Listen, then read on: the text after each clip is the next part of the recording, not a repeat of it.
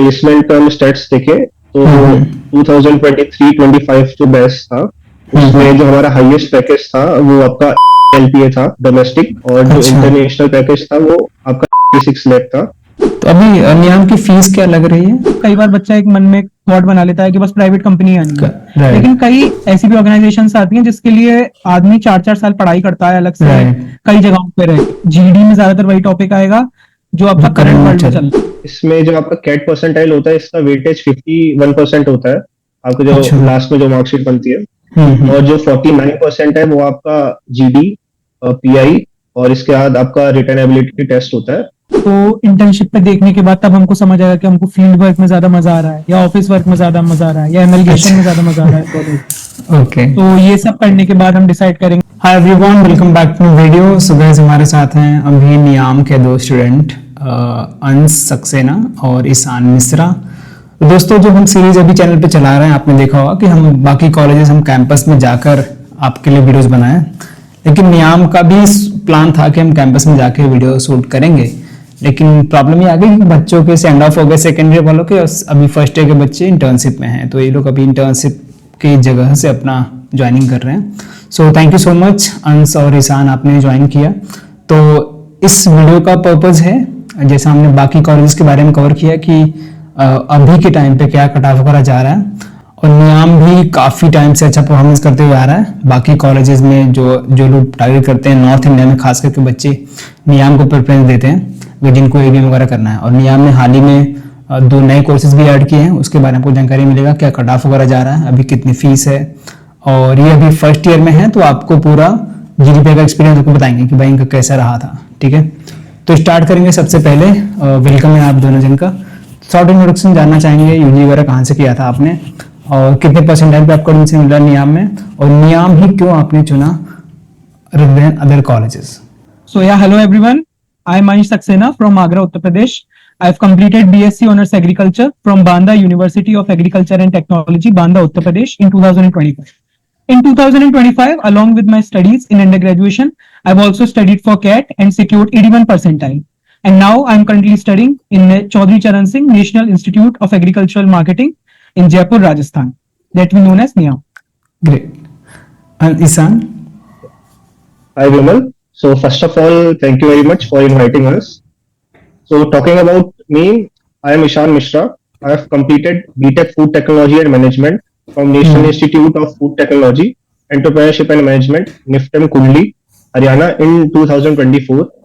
After the completion of my BTech, I have worked with the Gujarat Cooperative Milk Marketing Federation, popularly known as Amul, as territory sales in charge at Greater Noida, Uttar Pradesh for 12 months.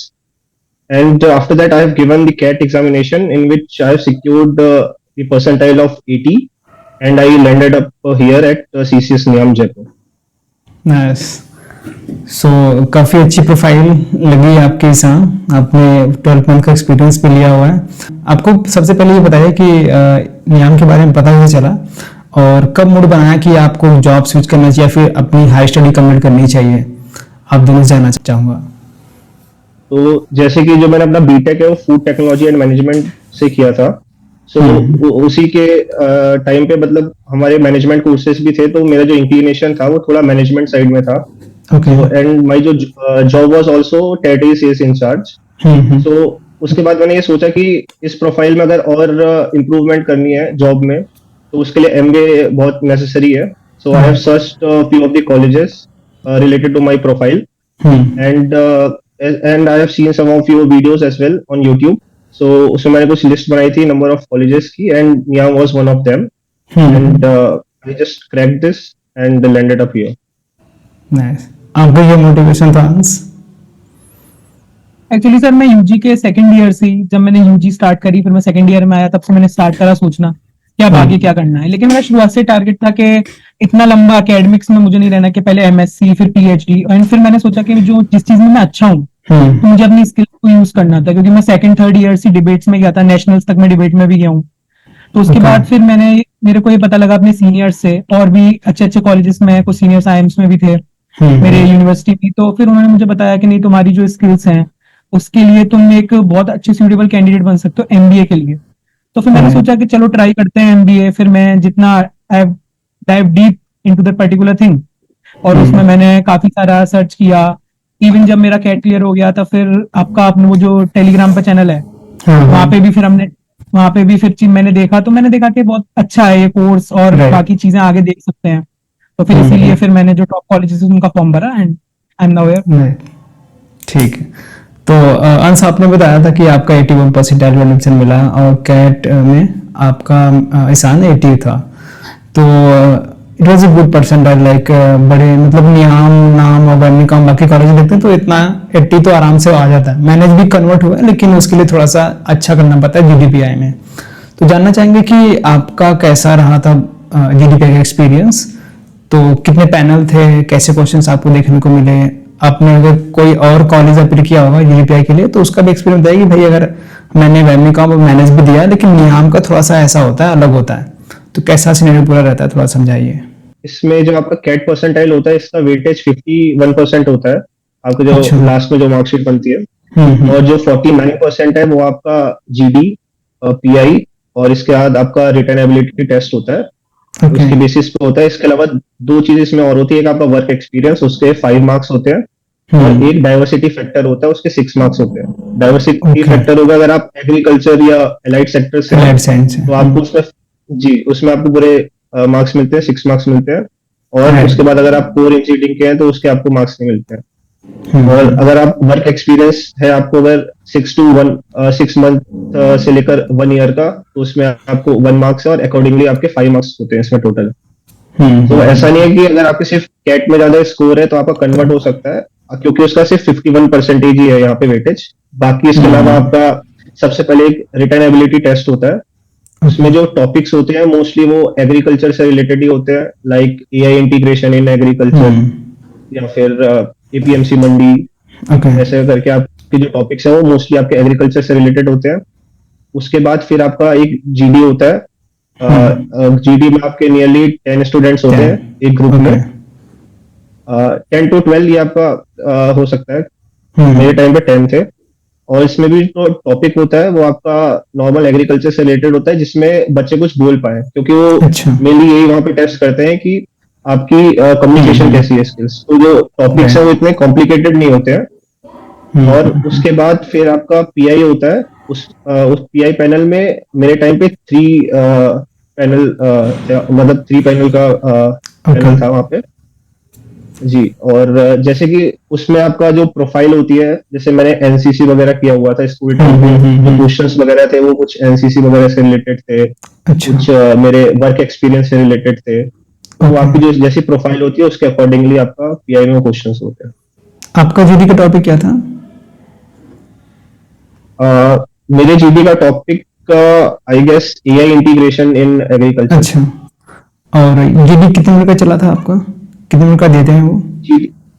GD approximately 10 minute का था। उसमें सबसे पहले opening थी, उसके बाद जैसे कुछ बच्चे उन्होंने नहीं बोला था तो उनको भी उन लोगों ने बोला था, एनकरेज किया था कि अब आप भी कुछ बोलिए, ऐसे करके सबको उन्होंने चांस दिया था बोलने। Okay okay. तो आपको याद है कि आपके ग्रुप में कितने बच्चे सेलेक्ट हुए थे, आपके बैच में हैं अभी? आई गेस अप्रोक्सीमेटली 5 to 6 तो सेलेक्टेड है उसमें से हुए थे, मतलब जीडी आपका लगभग अच्छा ही गया था। ओके, ठीक है। अंश, आपका थोड़ा एक्सपीरियंस बताइए। तो मेरा भी ऐसा था कि जीडीपीआई का एक्सपीरियंस, तो सबसे पहले सीरीज वाइज अगर हम आते हैं तो सबसे पहले हम आएंगे तो थोड़ा डॉक्यूमेंट चेक वगैरह होता है। उसके बाद सबसे पहले होता है written ability test. Okay. Written ability test में मेरा टॉपिक था financial inclusion of rural India. Okay. उस पे हमको एक हमको A4 शीट मिली थी, उसमें हमको लिखना था उसके पूरे बारे में ना। तो मतलब it is just based on the vocabulary है ना, based on your articulation, that how good can you articulate when you in a company, है ना। तो एक चीज तो ये थी। सेकेंडरी फिर था मेरा ग्रुप डिस्कशन। ग्रुप डिस्कशन में मेरा कॉम्प्लेक्स टॉपिक था, क्योंकि मैंने जितने भी कॉलेजेस दिए थे तो मुझे सबसे टेक्निकल या फिर बेस्ट भी मैं कह सकता हूँ टॉपिक वो नियाम में मिला था। नियाम में उस टाइम क्योंकि टैरिफ्स एंड टैक्सेस वाली चीज चल रही थी, तो मेरा टॉपिक था इंडियाज एक्सपोर्ट पॉलिसी। ओके। और हाँ, जो बेसिक आउटलाइन थी टॉपिक की वो इंडियाज एक्सपोर्ट पॉलिसी के बारे में थी। तो होपफुली मुझे वो, मतलब मेरा ये मान लीजिए स्ट्रॉन्गेस्ट ऑफ द टॉपिक था, इंडियाज एक्सपोर्ट पॉलिसी, क्योंकि मैंने यही अपने सीनियर्स वगैरह से सीखा था कि जीडी में ज्यादातर वही टॉपिक आएगा जो आपका करंट वर्ल्ड में चल रहा है। तो एक्सपोर्ट पॉलिसी उस टाइम जैसे कि वो जो टैरिफ्स का था बाय प्रेसिडेंट डोनाल्ड ट्रम्प के उन्होंने लगाया, तो उसके बाद जीडी हो गया, उसके बाद फिर इंटरव्यू चला था। इंटरव्यू भी काफी अच्छा ड्राइव हुआ था, 3 जजेस का पैनल था। एक तो सेफ स्कोर अगर स्टूडेंट को चाहिए तो ही और she should score in general category 80+। अच्छा, इट्स अ सेफ स्कोर अगर आप जीडीपीआई एक एवरेज देते हैं, and if you are good at GDPI then we can talk for slightly less also, but yeah if you want like a basic GDPI and you want a safe score, then it's like 80% है। Nice. तो like अभी जैसे हम देख रहे हैं कि current situation, अभी एलपीजी शॉर्टेज हो रही है, जो वार वगैरह चल रहे हैं, तो आपको लगता है कि अगर कोई बच्चा है नेक्स्ट देने वाला है नियाम का जीडीपीआई के लिए सिलेक्ट हो रहा है, तो रिसोर्सेज बताइए कि कहाँ से कवर करें, कहाँ से पढ़ाई करें? देखिए, सबसे पहले तो यही है कि करंट अफेयर्स से अपडेटेड रहे, और इसके लिए कोई पर्टिकुलर जगह नहीं है, जहां से भी आपको बेटर समझ आता है। As NIAM is completely student driven campus, we have our own channel on LinkedIn, Farmora, for our newsletter, and also we have a newsletter Farm to Fork. On LinkedIn it's like on weekly basis and one fortnightly also. Also for vocabulary we have our Instagram handles for our literary committee also, so students can refer to them. एक चीज हमेशा student को याद रखनी है GDPI के time पे भी और रिटेन एबिलिटी टेस्ट के टाइम पे भी, कि आपको हमेशा स्टैटिस्टिक्स और फैक्ट्स में बात करनी है। जब हम नेशनल्स पे डिबेट करते थे तब भी हमको यही बात बताई जाती थी, और शायद वही बात थी जो मुझे आगे भी हेल्प करी कि always talk in statistics, don't talk like label when you talking on a good platform. तो पीआईबी इसके लिए बहुत हेल्पफुल है, एक ऑथेंटिक और हेल्पफुल, pib.gov.in, सही प्रेस इंफॉर्मेशन ब्यूरो।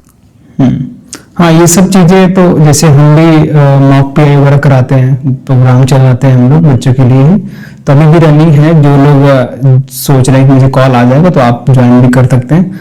और जैसे आपने बताया कि पीआईबी वगैरह गवर्नमेंट स्कीम बजट वगैरह में क्या चल रहा है उसके बारे में तो पढ़ना ही पढ़ना है। और थोड़ा सा अंश आप बताइए कि अभी नियाम में जो एबिम का मेन कोर्स है उसमें नंबर ऑफ सीटें कितनी हैं? अभी लास्ट ईयर तो हमने 120 सीट्स का रखा था, करेंटली 96 स्टूडेंट्स हमारे बैच में। अच्छा, 100 students current. Last year seats 120 हुई थी, लेकिन बहुत सारे बच्चे आए भी थे, उसके बाद सीट्स आगे फिल नहीं करी, इंस्टीट्यूट ने डिसाइड करा 96 तो 96 हुआ। अभी करेंटली 96 स्टूडेंट्स पढ़ रहे हैं हमारे बैच। तो इस बार भी यही है, मतलब कि 100 के अराउंड ही एडमिशन होंगे? हाँ, एक्चुअली क्लियर तो नहीं करा है अभी इंस्टीट्यूट ने। अच्छा, तो let's see after the results के क्या रहता है, अभी क्लियर नहीं है, ऐसा कहीं रिटन में नहीं लिखा है। ठीक है, मतलब कि इस बार 100 के अराउंड एडमिशन वगैरह हो रहे हैं एबीएम के लिए। और यहाँ पे ऐसा कुछ एलिजिबिलिटी भी है, सिर्फ एग्रीकल्चर लाइड स्टूडेंट आते हैं कि बाकी भी जो सब्जेक्ट के बच्चे होते हैं उनको भी अलाउ करता है नियाम एडमिशन के लिए? देखिए, मोस्टली तो एग्रीकल्चर एंड लाइट के स्टूडेंट्स आते हैं, लेकिन हमारे बैच में कुछ स्टूडेंट, एक दो स्टूडेंट्स ऐसे भी हैं, जैसे मोस्टली क्या होता है कि जो फूड टेक होता है, हाँ, या ये एलाइड में आ जाता है पूरा, right dairy technology, food technology. इसके अलावा नियाम में जैसे डाइवर्सिटी स्कोर है, जो इस बेसिस पे है कि अगर एग्रीकल्चर एंड एलाइड है तो उसको 6 मार्क्स मिलेंगे, है ना। और उसके बाद वो डिक्रीज होता जाता है, वो जैसा जैसा दूर होता जाए कोर कोर्स है उससे, तो फिर वो डिक्रीज होता जाता है। तो अगर हम अभी देखते हैं कि जितने भी एग्रीकल्चर के स्टूडेंट है खास करके नॉर्थ में उतना ज्यादा कैट वगैरह अपियर करते नहीं है, तो आप लोग कैसा देखते हैं कि जो ये डिग्री है, अगर कोई बच्चा है जो गवर्नमेंट एग्जाम की तैयारी वगैरह कर भी रहा है और उसको 2-3 साल हो चुके हैं और समझ नहीं आ रहा फिर क्या करे, तो क्या आपको लगता है ये सही ऑप्शन है उसके लिए? फिर 2 साल वो इन्वेस्ट करे कॉलेज में, पैसे इन्वेस्ट करे और कहीं पे अच्छी जॉब के लिए जाए? डेफिनेटली मतलब एक अच्छा ऑप्शन है, बिकॉज इस डिग्री के थ्रू मतलब जो मैनेजरियल स्किल्स वगैरह हैं जो आगे भी काम आएंगी उनको इम्प्रूव होती है इससे। और इसके अलावा जैसे अगर वो गवर्नमेंट की प्रिपरेशन भी कर रहा है तो जो एप्टीट्यूड वगैरह टेस्ट है उसकी प्रिपरेशन वहां पे भी करता है, कैट के लिए भी उसको वही देना पड़ेगा। और इवन जो हमारे भी कुछ बैचमेट्स हैं वो भी मतलब गवर्नमेंट प्रिपरेशन कर रहे थे गवर्नमेंट एग्जाम्स की, और उन्होंने भी इसमें एडमिशन लिया। तो एक अच्छा ऑप्शन है ये। और बाकी एग्रीकल्चर तो इम्प्रूव हो ही रहा है, मतलब इंक्रीज हो रहा है इंडिया में काफी, तो डेफिनेटली एवरग्रीन ब्रांच है ये और डेफिनेटली करना चाहिए। आपके कुछ फ्रेंड एमएससी में भी हैं जो एमएससी कर रहे हैं, आपने पूछा होगा कि भाई कैसा चल रहा है वहाँ पे और कैसा करिकुलम आपका रहता है जो कि एमएससी में नहीं पढ़ाई जाती चीजें, थोड़ा सा बताइए। एक्चुअली जैसे ये बात आपकी सही है कि पहली बात तो ये है कि नॉर्थ इंडिया में मतलब लोग एमएससी को ज्यादा फोकस करते हैं, जो रिसर्च लाइन होती है उधर, हम्म। है ना। लेकिन जैसे विद चेंजिंग टाइम मतलब एक एडेप्ट करना ना चीजों के लिए, हम्म। वो बहुत जरूरी होता है। तो अभी करंटली ऐसा होता जा रहा है कि धीरे धीरे जो प्राइवेट कंपनीज हैं या फिर प्राइवेट प्लेयर्स मार्केट में हैं, तो वो एक सही। बहुत अच्छी तरह से मार्केट को भी गाइड कर रहे हैं। और ये नहीं कि वो बस प्राइवेटली अपना काम कर रहे हैं, गवर्नमेंट भी उनके साथ टाई अप्स कर रही है। फिर अपना पब्लिक सेक्टर बहुत बूम हो रहा है, जैसे कि नियाम ले लीजिए या उसके थोड़े से और कॉम्पिटिटर्स ले लीजिए। इन सब में यही नहीं कि बस प्राइवेट कंपनी आती है, जैसे कई बार बच्चा एक मन में थॉट बना लेता है कि बस प्राइवेट कंपनी आनी है, राइट। लेकिन कई ऐसे भी पब्लिक सेक्टर्स आते हैं, ऐसी भी ऑर्गेनाइजेशन आती हैं जिसके लिए आदमी 4-4 साल पढ़ाई करता है अलग से, राइट। कई जगहों पे रह के। बहुत अच्छी अच्छी कंपनीज आती हैं, फिर पब्लिक प्राइवेट पार्टनरशिप्स होती हैं। तो इन सब चीजों को कुल मिला के ये है कि एक बहुत अच्छा चेंजिंग सिनेरियो है, और उसमें अगर आप सेचुरेशन आने से पहले अगर इस इंडस्ट्री में जगह बना लेते हैं, सो या sky is the limit. Right. तो अभी नियाम की फीस क्या लग रही है? करंटली 9 लाख है। 9 लाख। तो वहां पे कुछ स्कॉलरशिप की भी सुविधा है? स्कॉलरशिप मिलती है, एग्जिम बैंक स्कॉलरशिप है हमारे यहाँ। एक तो अच्छा। एक एग्जिम बैंक स्कॉलरशिप हो गई, उसमें क्लास क्या होता है कि वो बच्चों को मिलती है जो जनरल में बेस्ट एकेडमिक्स रहते हैं, हम्म। और एक कैटेगरी बेस्ट एकेडमिक्स। सिर्फ वही लोग को मिलती है? हाँ ये होती है। और बाकी हमारे यहाँ जो ऑफिस है वो एक डेडिकेटेड है, उसमें सब बच्चे अपनी स्टेट की जो स्कॉलरशिप्स होती हैं अच्छा, वो फिल अच्छा। कर सकते हैं। तो वो ओके। तो जितने भी बच्चे हैं सारे स्टेट्स के जो एलिजिबल हैं, जैसे अपन यूजी में लेते थे, तो it is as same as that. Right, right. तो ये भारी भरकम फीस जो बच्चे भर रहे हैं, काफी लोग जो हैं कि उतने अच्छे बैकग्राउंड से नहीं आते हैं, तो मतलब कि एजुकेशन लोन तो सारा लेना पड़ता ही है। तो कैसी सुविधा है, लाइक इजीली मिल जाता है? देखिए जो अमाउंट है वो 9 लाख है। तो जो ऐसा होता है, जो विद्या लक्ष्मी पोर्टल के थ्रू लोन्स मिलते हैं, तो 7.5 लाख का जो लोन होता है वो तो अच्छा। इजीली मिल जाता है स्टूडेंट। एक जनरल केस सिनेरियो है, अगर स्टूडेंट ने पहले कोई एजुकेशन लोन नहीं लिया हुआ है तो उसको इजीली आगे लोन मिल जाएगा। और उसमें बहुत ज्यादा ये सब भी नहीं देखा जाता कि मतलब जैसे होता है ना कि कोलेट्रल वगैरह, तो कोलेट्रल का भी कुछ ऐसा नहीं रहता है। हमारे बैच में खुद ऐसे कई बच्चे हैं जिन्होंने लोन्स लिए हैं, क्योंकि 9 lakh is a hefty sum, cannot be afford by everyone. Okay. So yeah, मिल जाता है, it's a good institute. Right. और हम देखते हैं कि नियाम एग्रीकल्चर मार्केटिंग ज्यादा फोकस करता है, तो जो कंपनी आती है ज्यादातर मार्केटिंग फील्ड से रहती हैं कि सारी कंपनीज आती हैं? कोऑपरेटिव भी आ रही है, एफएमसीजी भी आ रही है, बाकी कम्युनिटीज भी कंपनी आ रही है? कंपनीज सारे सेक्टर की आती है, एग्री इनपुट की भी आती है, इसके बाद कमोडिटीज की आती है, हमारे कंसल्टेंसी की आती है, एफएमसीजी की आती है। इस ईयर काफी ई कॉमर्स की भी कंपनीज आई हैं, बैंकिंग तो भी आती है? बैंकिंग की भी आती है। तो सारे सेक्टर्स को कवर करते हैं। ठीक तो है। और जो अगर प्लेसमेंट का हम स्टेट्स देखें तो 2023-25 जो बैच था, उसमें जो हमारा हाईएस्ट पैकेज था वो आपका 18 LPA था डोमेस्टिक, और जो अच्छा। इंटरनेशनल पैकेज था वो आपका 96 लाख था। इसके 96 बाद जो लाख? आपका, जी, ये इस बार की बात इंटरनेशनल बता रहे पैकेज हैं? था। नहीं, ये 23-25 बैच। हाँ, अभी 25 में जो मतलब कि इंटरनेशनल कंपनी की आती है क्या नियम में? जी जी जी। ये तो मैं पहली बार सुन रहा हूँ यार। पहले भी कभी आई थी कि इसी बार आई है फर्स्ट टाइम? नहीं, आती है, पहले भी आई है। पहले भी आई है। तो ये क्या हमारा क्या? जो लिंक्डइन हाँ, पेज है जो हमारा प्लेसमेंट का, वहां पे भी आप देख सकते हैं, मतलब ये वहां पे भी स्टेट्स अवेलेबल है। तो अभी इस बार का 100% प्लेसमेंट हो चुका है सभी का? अभी एक्चुअली चल रही है साइकिल, चल रही है। नियरली अभी कंप्लीट हो गया। हाँ, नियरली हो चुका है। तो डोमेस्टिक 18 जो आपने बताया हाईएस्ट, तो कुछ लाइक कितने बच्चों को लगभग मिल जाता है? ये हाईएस्ट में कितने लोग रहते हैं? जो जैसे लास्ट ईयर का मैंने आपको जैसे बताया 25 का, इसमें आपका 18 LPA था, इसमें 2 to 3 स्टूडेंट्स का लगा था। अच्छा। और अगर हम इस ईयर की बात करें तो इस ईयर करंटली 19 LPA है, हाईएस्ट जो चल रहा है। एवरेज क्या रहता है नियम का? एवरेज आपका था लास्ट ईयर 12.13 LPA, एंड अच्छा। Median was 11.75 LPA। 11.75, ये तो बहुत सही है। मतलब कि 9 लाख फीस ले रहे हैं, एवरेज 12 का बन रहा है, तो जो एवरेज निकल के आ रहा है तो लोवेस्ट भी कुछ रहा होगा। ऐसा तो है नहीं सारे बच्चे 10-12 ही पा रहे हैं, मिनिमम तो जाता होगा। जो मोस्टली हाँ कंपनीज आती है, मोस्टली ट्राई करते हैं हम कि हम्म, 9 के एलपीए केवल से ऊपर की रहे कंपनीज। जी, अच्छा, फिर तो 8 सही टू है। 9 एलपीए के ऊपर की कंपनीज रहे, मोस्टली ये हमारा ट्राई रहता है इसमें। तो अभी आप लोग इंटर्नशिप कर रहे हैं, एक इंटर्नशिप तो होगी मेरी अभी, एक्चुअली कल से स्टार्ट होने वाली है, कल अभी से स्टार्ट स्टार्ट होने करी है। वाली है, तो इंटर्नशिप वगैरह सबको मिल जाती है जो नए बच्चे रहते हैं जी, एसआईपीज सबकी, जैसा सबके। हमारा अभी बैच स्ट्रेंथ इंक्रीज भी हुआ है, अच्छा, बट एसआईपीज में अभी ऐसी कोई प्रॉब्लम नहीं आई थी।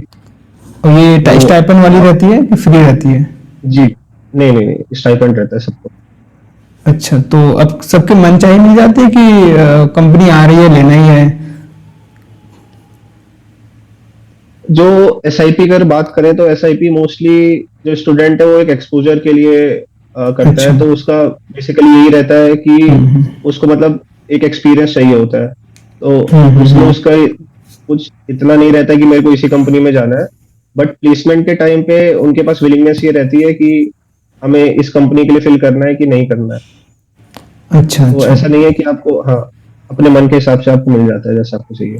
तो थोड़ा सा सारी, मुझे लगता है सारी फैसिलिटीज जो बाकी कॉलेज में रहती हैं नियाम भी प्रोवाइड कराता होगा, तो उसके अलावा कुछ एक्स्ट्रा आपको लगता है कि यार नियाम में ये यूनिक है बाकी कॉलेजेस से, और ये लगता है कि आपको इम्प्रूव होना चाहिए? तो ऐसा है कि जैसे कि नियाम को बहुत सारी चीजें हैं जो अपने आप में यूनिक बनाती है। पहली बात तो यहाँ पे हम ऐसा नहीं कि हमारे कोई पर्टिकुलर बस हायर्ड ही टीचर्स हैं या अच्छा परमानेंट फैकल्टी है ना। हम टीचर्स भी चेंज करते हैं, वो भी इंडस्ट्री बेस्ड। लाइक हमारे पास ऐसे भी टीचर्स हैं जो एफएमएस दिल्ली के टीचर्स हैं, हमारे अच्छा। पास ऐसे भी टीचर्स हैं जो आईएम अहमदाबाद के टीचर्स हैं। राइट। तो बहुत अच्छा एक रिच करिकुलम मिलता है। हमारे कई टीचर्स ऐसे होते हैं जो हमें पढ़ा रहे हैं, उसके 2-3 दिन बाद ही उनको किसी और कंट्री में जाना है। तो hmm. It's like academics academics are really focused. And इसके अलावा जो हाँ। हमारा बी फेस्ट होता है एग्रोवन, अच्छा। इसके बारे में बहुत ज्यादा मतलब मुझे नहीं लगता कि शायद जो हम्म। नियम को ऑलरेडी फॉलो कर रहा है उसको बताने की जरूरत है, क्योंकि एग्रोवन राइट। अपने आप में एक इतना बी फेस्ट है। उसके जो स्पॉन्सर्स हैं वो भी बड़ी बड़ी कंपनीज हैं, और ये नहीं कि बस प्राइवेट है। इसको मतलब हम्म। जैसे कि पहले के और अच्छी जो गवर्नमेंट है, गवर्नमेंटल एजेंसीज के थ्रू भी स्पॉन्सरशिप्स मिली हैं इसको, जो ओवरऑल पूरा प्रोग्राम है। एंड इस राइट। बार भी अगर आप अनस्टॉप पे रजिस्ट्रेशन देखेंगे तो around 20,000 registration, it's a huge number right.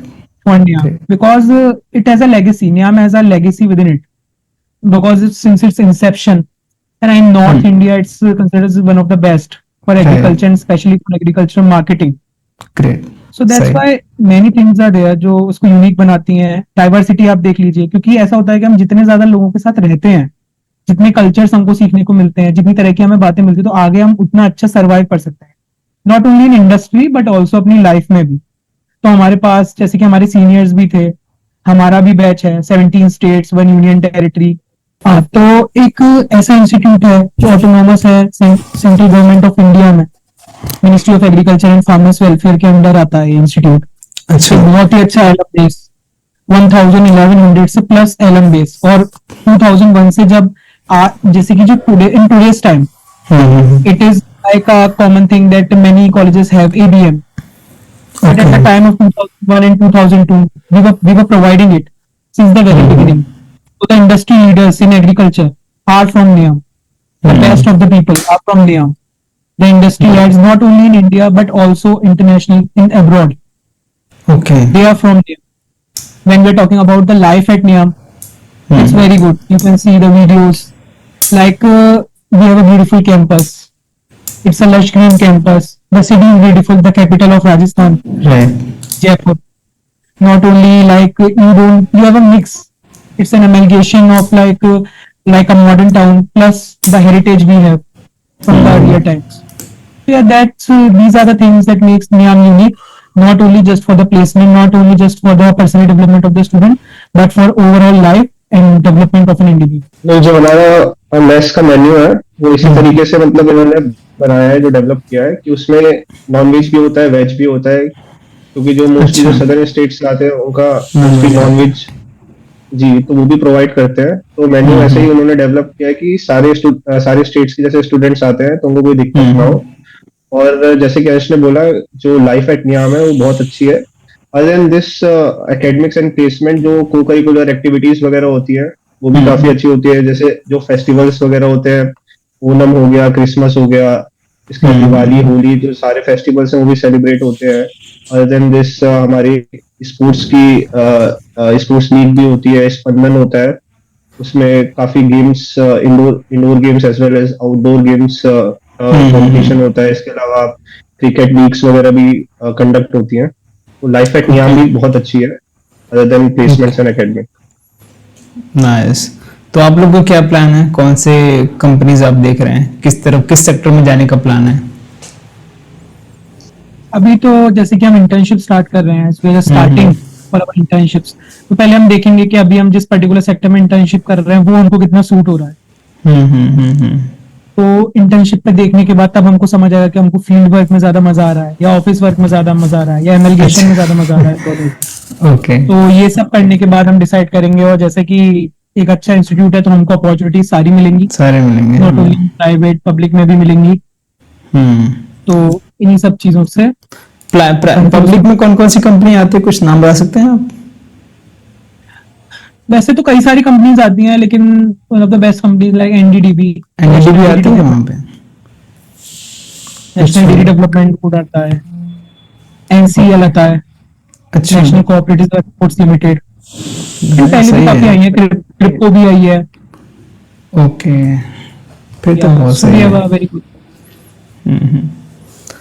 ठीक है, आई थिंक हमने ऑलमोस्ट सारी चीज के बारे में बात कर लिया। उसके अलावा लाइफ एट नियाम आपने बता दिया। जो एकेडमिक होता है थोड़ा हेक्टिक होता है कि चिल रहता है माहौल नियाम का? या जैसे किसी भी बी स्कूल का होता है, एक अच्छे बी स्कूल में तो शुरुआत से आपको काफी बैलेंस मेंटेन करके चलना पड़ता है, क्योंकि एक तरफ आपको प्लेसमेंट्स पे भी ध्यान देना है, अपनी प्लेसमेंट की स्टडी और एकेडमिक्स पे भी ध्यान देना है। तो यार डेफिनेटली एकेडमिक्स काफी हेक्टिक हो जाता है, एंड फर्स्ट ईयर में स्पेशली काफी हेक्टिक होता है, क्योंकि आपके लिए सब नया होता है। फिर एक बार जब आप इंटर्नशिप से आते हो आपको इसकी आदत पड़ गई होती है, आपको टाइम मैनेजमेंट करना आ जाता है, because that's why these schools are for. सही है, ठीक है। आई थिंक हमने सारी चीजें कवर कर लिए नियाम के बारे में। और वैसे ही मैं काफी टाइम से वीडियो बनाते हुए अभी आ रहा हूँ नियाम के ऊपर। एक पहले एक वीडियो बनाया था जब रजिस्ट्रेशन चालू हुआ था, तो अभी भी एप्लीकेशन का डेट एक्सटेंड हो चुका है। जो बच्चे कैट दिए हैं और आपके परसेंटाइल 70 के अबव है तो आप अप्लाई कर दीजिए, आपको कॉल आसानी से आ जाएगा। कैटेगरी में है तो 65 तक आप कर सकते हैं। बाकी जो चांसेस हैं आपके कन्वर्ट होने के, 75 के अबव के बच्चे ज़्यादा चांसेस हो जाते हैं। हालांकि अगर आपको GDPI कॉल आता है तो आपके 100% मतलब कि चांस तो रहता ही रहता है। कितना अच्छा परफॉर्मेंस करते हैं उसके ऊपर डिपेंड करेगा, ठीक है। जैसा उन्होंने बताया कि 49% वेटेज है GDPI का, तो उसके लिए आप तैयारी करिए। बाकी हमने इस वीडियो को बनाने का मकसद ये था जो बच्चे नए जा रहे हैं उनको थोड़ी सी हेल्प हो जाए, ठीक है। तो हम बहुत ही जल्दी कैंपस का वीडियो लाएंगे नियाम जब भी विजिट करेंगे, ठीक है। अभी बाकी कॉलेज कैंपस की वीडियो आने वाला है, तो आप चैनल को सब्सक्राइब कर सकते हैं। बाकी ईशान और अंश से आप जुड़ सकते हैं लिंक्डइन पे, इनका मैं प्रोफाइल का लिंक डिस्क्रिप्शन में दे दूंगा, ठीक है। सो इसको यहाँ पे एंड करते हैं। Thank you so much, thank you for your time. Thank you, Vimal, for having us. Thank you.